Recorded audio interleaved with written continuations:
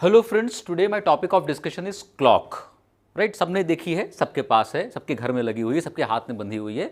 लेकिन जब पेपर में क्वेश्चन आता है क्लॉक पर बेस्ड तो लोगों को समझ में नहीं आता है कि इसका आंसर कैसे करें। बहुत सारे फ्रेंड्स मुझे लगातार मैसेज कर रहे थे कि सर क्लॉक पे एक वीडियो बना दीजिए। ठीक है, बना देते हैं video.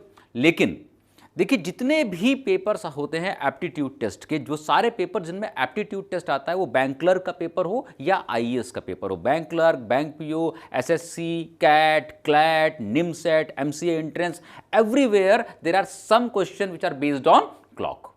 So today we will understand the concept of clock. Clock पर जनरली दो तरह के क्वेश्चन आते हैं, एक नॉर्मल क्लॉक पर बेस्ड और एक फॉल्टी क्लॉक्स पर बेस्ड। तो आज के पहले लेक्चर में हम बात करेंगे नॉर्मल क्लॉक्स पर, इसके बाद किसी और दिन किसी और लेक्चर में बात करेंगे हम फॉल्टी क्लॉक्स पर। So let's understand the concept of clock. Simple सा कॉन्सेप्ट है, एक 5 से 10 मिनट समझिए, सारी बातें आपको समझ में आ जाएंगी। ये क्लॉक है। Clock has two kinds of hands, one is called hour hand and other is called minute hand. सबको पता है, hour hand and minute hand. So let's say इस समय the time is 3 o'clock। Time is 3 o'clock। This is your hour hand and this is your minute hand. मैंने जानबूझ के minute hand को थोड़ा सा बाहर निकाल दिया है, लंबा कर दिया है, जिससे आपको समझ में आ जाए कि ये मिनट हैंड है और ये आवर हैंड है। राइट, कई कई क्वेश्चंस में हमें जरूरत पड़ती है speed of hour hand and speed of minute hand की। तो सबसे पहले समझते हैं कि स्पीड ऑफ मिनट हैंड क्या होगा। एक बात मुझे बताइए, एक फॉर्मूला हम सब लोगों ने पढ़ रखा है, speed is equal to distance upon time. Yes और नो, सबको पता है speed is equal to distance upon time. यहां देखते हैं, अभी 3 बज रहा है, जो बड़ी सुई है या जो मिनट हैंड है इट इज ऑन 12। सोच के बताइए ये दोबारा 12 पर कब आएगी। When the time will be 4 o'clock, means जब टाइम कुछ ऐसा हो जाएगा 4 o'clock,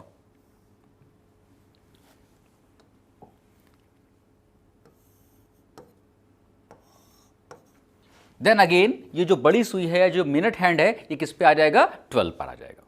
इसका मतलब क्या हुआ, ये पूरा सर्किल कंप्लीट करने में इस मिनट हैंड को 1 घंटे का समय लग रहा है। क्या मेरी बात सबको समझ में आ रही है कि इस पूरे एक राउंड को कंप्लीट करने पे इस मिनट हैंड को 1 घंटे का समय लग रहा है। जब 3 बजे था, तब 3 बज रहा था तब भी ये 12 पे थी, अभी जब 4 बज रहा है तब भी ये 12 पे है। इसका मतलब पूरा सर्किल कंप्लीट करके वापस यहां पे आने में इसको 1 घंटा लग गया।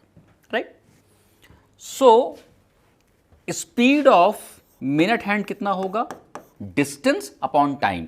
ये पूरा डिस्टेंस कितना होता है, what is this total distance, this total distance is 360 degree. एक सर्किल हमेशा कितना होता है, 360 डिग्री होता है, दैट एवरीबडी नोज। टाइम कितना लगा है, इस पूरे में लगा है 1 घंटा और आई कैन से 60 मिनट्स। तो that is very simple, the speed of minute hand is 360 degree upon 60 minutes, that comes to 6 degrees per minute. इसको नोट कर लीजिए और याद कर लीजिए, that is a very important thing कि स्पीड ऑफ मिनट हैंड कितना होता है, 6 डिग्रीज पर मिनट। राइट, आते हैं। अब अगर मुझसे कोई पूछता कि what is the speed of hour hand, अभी देखिए आवर हैंड कहां पे है, 4 पे है, ये दोबारा 4 पे कब आएगा, सोच के देखिए। दोबारा ये 4 पे आएगी आफ्टर 12 आवर्स। 12 आवर्स के बाद ये दोबारा 4 पे आएगी। लेट्स से ये मॉर्निंग का 4 o'clock है, इसका मतलब दोबारा ये सुई यहां पर कब आएगी, जब शाम का 4 बजेगा, मींस आफ्टर 12 आवर्स। ये पूरा सर्किल कंप्लीट करने में this smaller hand is taking 12 hours. इसका मतलब क्या हुआ, speed of hour hand will be 360 degree upon 12 hours. और अगर आवर्स को हम लोग कन्वर्ट करें मिनट्स में, सो 12 इंटू 60, 66 जा 6 upon 12 is equal to 1/2 degrees per minute. Note कर लीजिए, speed of minute hand is 6 degrees per minute, speed of hour hand is half degrees per minute. इन दोनों स्पीड्स का रेशियो कितना होगा, speed of minute hand is to speed of hour hand, ratio हो जाएगा 6:1 और यू कैन से 12:1। क्या ये बात सबको समझ में आ रही है कि रेशियो कितना हो जाएगा? 12:1 हो जाएगा। 6:2 और 12:1 is the same thing. If you multiply both the ratios by 2 you will get 12:1। और आपको मैंने पहले भी बताया था कि रेशियो कभी भी फ्रैक्शन में नहीं छोड़ा जाता है, उसको हमेशा एक नेचुरल नंबर में कंप्लीट लेते हैं। तो सबसे ज्यादा जो क्वेश्चन आता है आपके पेपर में वो पूछता है angles between hands of clock. कोई भी दो हैंड्स हैं उनके बीच में क्या एंगल बनेगा। ठीक है, समझते हैं। अगर मैं आपसे बोलूं द टाइम इज 7:50 नाउ, अगर इस समय 7:50 टाइम हो रहा है और दोनों हैंड्स के बीच में क्या एंगल बनेगा, what will be the angle between hands of clock at 7:50। मुझे बताइए एक पूरा सर्किल कितना होता है? A complete circle is always 360 degree. अगर उसको हम 4 पार्ट में डिवाइड कर दें तो एक पार्ट कितना होगा? 90 डिग्री। क्या ये बात सबको समझ में आ रहा है? The complete circle is 360 degree. 4 part में डिवाइड कर दिया तो एक पार्ट कितना हो जाएगा? 90 डिग्री हो जाएगा। 1 part will be 90 degree. Okay, इस 1 पार्ट को फर्दर हम डिवाइड करें 3 पार्ट्स में तो एक पार्ट कितना होगा? 30 30 30। यस और नो? सो अगर मैं आपसे पूछूं कि ये एंगल कितना होगा, now you can give me the answer. This 1 part will be 30 degree और I can say the complete circle is 360 degree which is divided into 12 parts. So 1 part will be 30 degree. That everybody knows. Now,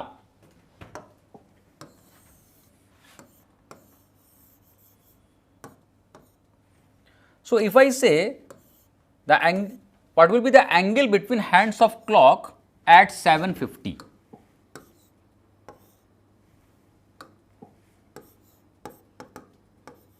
एक अंदाजा लगाइए। बहुत सारे questions में आपको questions को solve करने की जरूरत नहीं पड़ेगी, आप सिर्फ एक अंदाजा लगा के भी आंसर दे सकते हैं। कैसे? 7:50, 50 पर मिनट हैंड कहां पे होगी? Where will be the minute hand at 50? 10 पे होगा। आर हैंड कहां पर होगा? Hour hand will be between 7 and 8, 7 और 8 के बीच में होगा। तो कुछ ऐसा फिगर बनेगा। यह बात सबको समझ में आ रहा है। कई बच्चे क्या गलती करते हैं, 7:50 पे जो आर हैंड है उसको 7 पे ले लेते हैं, जो कि गलत है। अगर आप ध्यान से देखेंगे तो बिटवीन 7 एंड 8 होगा and it will be very close to 8, right? तो this will be your figure.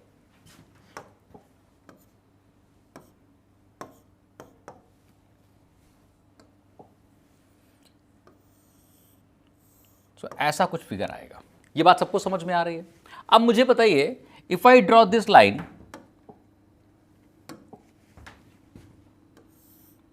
ये एंगल कितना होगा? अभी मैंने बताया था 30 डिग्री होगा। एक लाइन यहां भी ड्रॉ कर लेते हैं तो ये एंगल कितना होगा? ये भी 30 डिग्री होगा। These both two angles are 30 degree.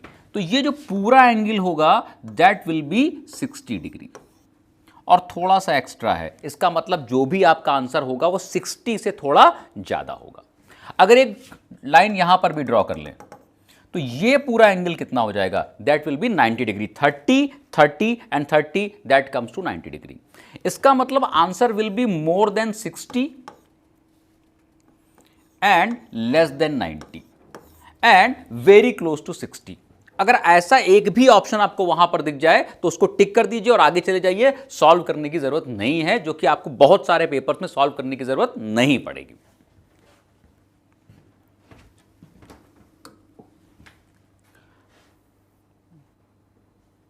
मगर अगर आपको एग्जैक्ट कैलकुलेट करना हो और हम लोग पिछले प्रोसेस से कैलकुलेट करें तो उसमें काफी टाइम लग जाता है, काफी बार समझना पड़ता है। हालांकि बिना फॉर्मूले के भी हो सकता है, but I am giving you a formula for calculating angle between hands of clock.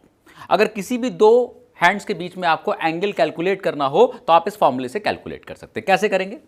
If I say what will be the angle between hands of clock at 7:50, if this is the question.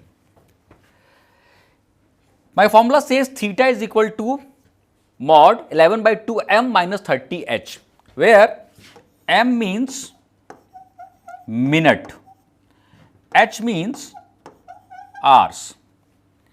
Theta means angle. What about these two lines? सबको पता है these two lines represents mod और जिसको आप लोग बोलते हैं modulus. तो मॉडुलस क्या होता है? If you write 3 inside modulus, your answer will be 3. And if you write -3 inside modulus, answer will be again 3. Right? उसके टेक्निकल एस्पेक्ट में मैं नहीं जा रहा हूं, उसकी आपको जरूरत नहीं है यहां पर. तो बेसिक बात यह है कि इसके अंदर whether you write a positive value और you write a negative value, answer will always be positive. तो at 750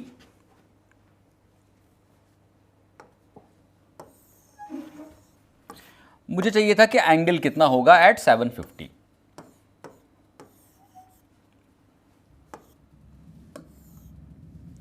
so theta is equal to 11/2 m. m is 50 minus 30 into 7. So 2 25 is 50, 25 into 11. 11 से orally कैसे multiply करते हैं ये मैं आपको सिखा चुका हूं. तो मल्टीप्लाई कर लीजिए 11 into 25, दैट कम्स टू 275. और जिनको ये क्लियर नहीं है तो जो मेरे वीडियोस हैं जिसमें मैंने कैलकुलेशन पढ़ाया है उनको जाकर देख लें, तो वहां पर एक क्लैरिटी आ जाएगी मैंने कैसे इसको मल्टीप्लाई किया. -7 into 30, that comes to 210. 275 minus 210, that comes to 65. Mod है, आंसर इज 65.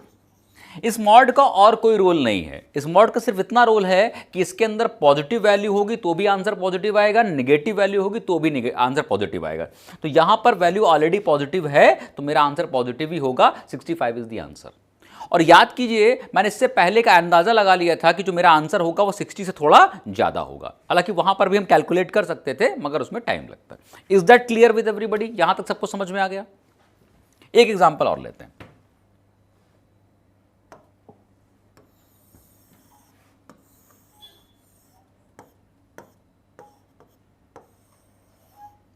अगर मैं आपसे बोलूं what will be the angle between hands of clock eight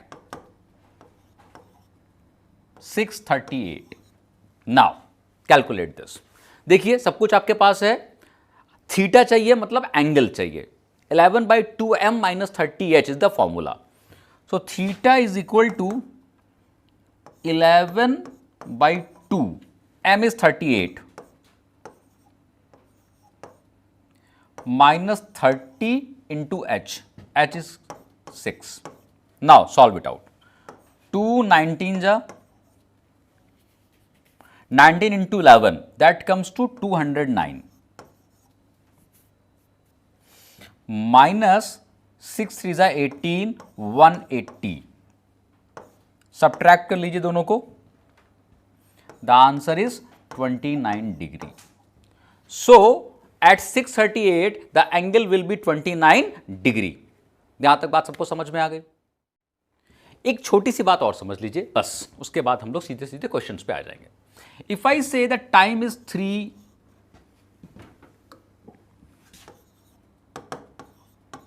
AM, right? What will be the angle between hands of clock at 3 PM? कुछ ऐसा बनेगा. सबको पता है ऐसी फिगर बनती है. ये एंगल कितना होगा सबको मालूम है. This angle is 90 degree. Am I right? लेकिन इस एंगल को हम लोग अगर इधर से देखें तो we can call it as 270 degree as well, right? तो अगर इसको हम नाम दे दें A B C, तो somebody asks you what is the value of angle ABC, answer is 90, absolutely right. But somebody can also say the angle is 270 degree, he is also right. अगर आप anti clockwise count कर रहे हैं तो answer is 90 degree, अगर आप clockwise count कर रहे हैं तो आंसर इज 270 डिग्री. तो कभी कभी क्या होगा, अगर मुझसे उसने पूछा what will be the angle between hands of clock at 3 PM, आपने कैलकुलेट करके आंसर निकाला 90 डिग्री और देखा कि वहां के ऑप्शन में 90 डिग्री आंसर था ही नहीं. आंसर वहां पर था 220 degree, 250 degree, 300 degree and 270 degree. तो आंसर को 360 से सब्ट्रैक्ट करके देख लीजिए। 360 minus 90 is 270 degree, so your answer will B 270 degree. इस बात का ध्यान रखिएगा, कई बार जो आंसर आप कैलकुलेट करते हैं वो ऑप्शन आंसर में नहीं होता है, उसको 360 से माइनस करेंगे तो आपका आंसर आ जाएगा। And these two answers both are right. कभी कभी क्वेश्चन में पेपर में क्या करेगा कि वो आपसे बोलेगा what will be the reflex angle between hands of clock. तो अगर रेफ्लेक्स एंगल वर्ड इस्तेमाल कर लिया है तो रेफ्लेक्स एंगल आपको पता है क्या होता है? Reflex angle means the angle which is more than 180 degree. तो उस केस में आपको क्या करना पड़ेगा? ये ही आंसर देना पड़ेगा, because 90 can not be the answer, 90 is not a reflex angle, right? यहां तक बात सबको समझ में आ रही है? What is the angle between the hour hand at the minute hand of the clock at 2:30? This is the question. आपको फॉर्मूला मैंने बता दिया है। Theta is equal to 11/2m minus 30h, right? 11/2m minus 30h, so 11/2m, m is 30 degree into 30 minus 30 into h is 2 hours. 2 15s are 30, 15 into 11 is 165. So your answer will be 165 minus 60. That comes to 105 degree.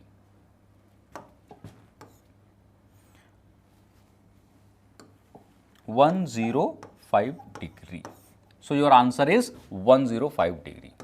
As simple as that. अगर practice थोड़ी ज़्यादा है तो बहुत easily ये सारे questions solve हो जाते हैं। नाउ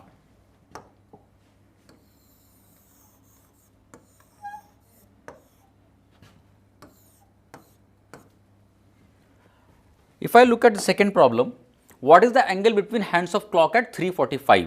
फॉर्मूला आपको पता है, अप्लाई करिए। Theta is equal to 11/2m, m यहां पर कितना है? What is the m here? 45 degree, 45 degree minus 30 into h, h is 3. Now solve it out. So 45 into 11 is what? 495 upon 2 minus 90.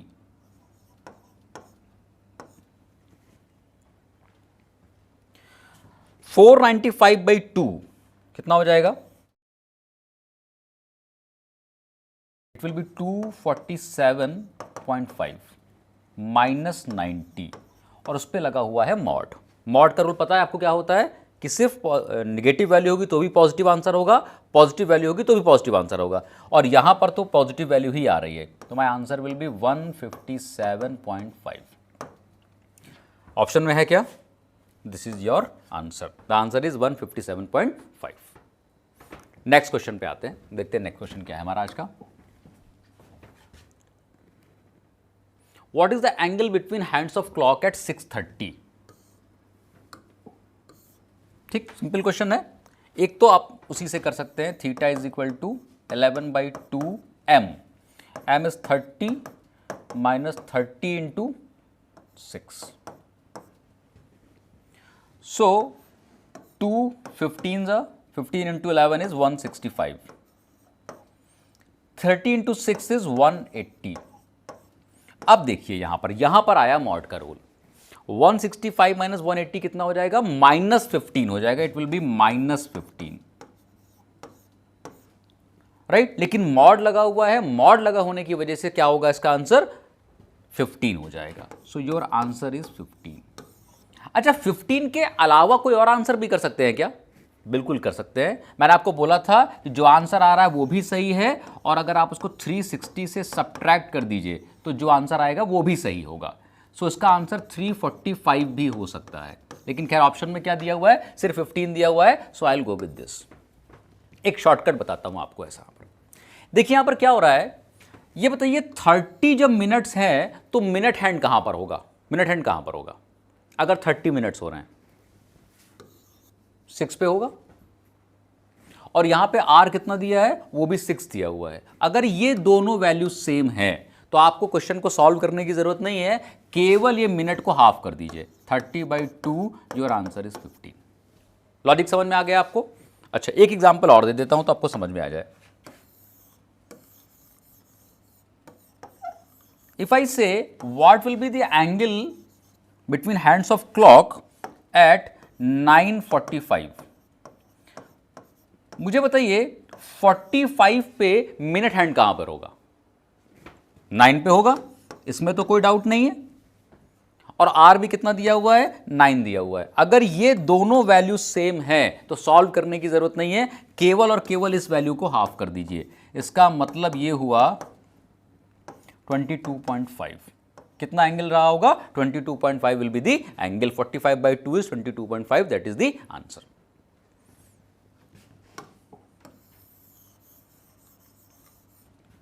एक variety को और समझ लेते हैं क्वेश्चन को।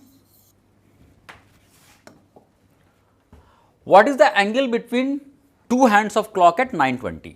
9:20 पर क्या एंगल बनने वाला है, इसको समझते हैं। फॉर्मूला आपको पता है, theta is equal to 11/2m minus 30h। This formula everybody knows, मैंने बताया अभी आपको।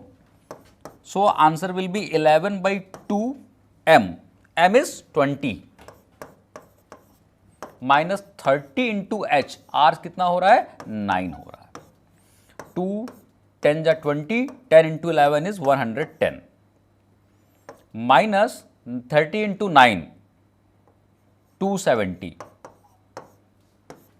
वैल्यू कैसी आएगी? पॉजिटिव आएगी या निगेटिव आएगी? डेफिनेटली निगेटिव आएगी। 110 माइनस 270 इज माइनस 160। लेकिन मॉड लगा हुआ है तो आपका आंसर हो जाएगा 160। यहां तक बात सबको समझ में आ गई? The answer is 160।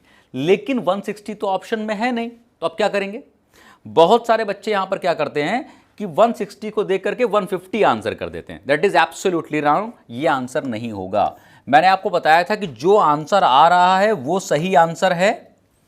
अगर यो आंसर ऑप्शन में नहीं है तो इसको 360 से माइनस करके देख लीजिए। If you subtract this by 360, your answer will B 200 and 200 is the option given, so my answer has to be 200 degrees. So 160 and 200 both are the right answers. right? यहां तक बात सबको समझ में आ गई? एक क्वेश्चन और देखते हैं। राइट, तो ये क्वेश्चन आपके पेपर में आ चुका है। सोचिए कैसे सॉल्व करेंगे। Find the time between 7 and 8, वो 3 and 4 मिसप्रिंट हो गया था, 7 and 8 o'clock when the two hands of clock coincide with each other। जरा सोच के ये बताइए कि कितनी बार हैंड्स ऑफ क्लॉक कोइंसाइड करेंगे पूरे एक दिन में। चलिए मैं बता देता हूं। 12 आवर्स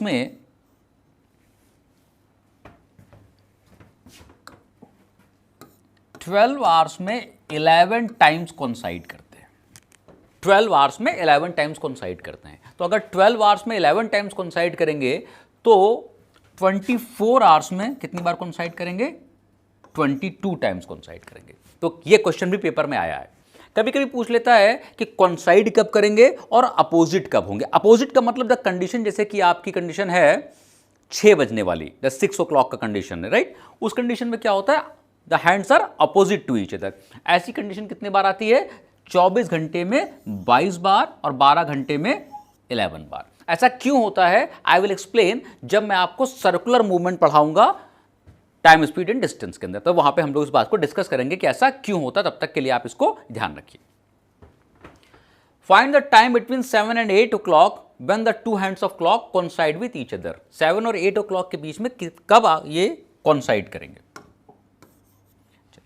मैंने आपको क्लॉक में सिर्फ एक फॉर्मूला पढ़ाया है, उसी फॉर्मूले से हम इस क्वेश्चन को भी सॉल्व कर सकते हैं। जब भी कोई भी दो हैंड्स कॉन्साइड करेंगे, जैसे कि आपने 12 o'clock पे देखा होगा, दोनों हैंड्स कहां होते हैं? एक साथ होते हैं।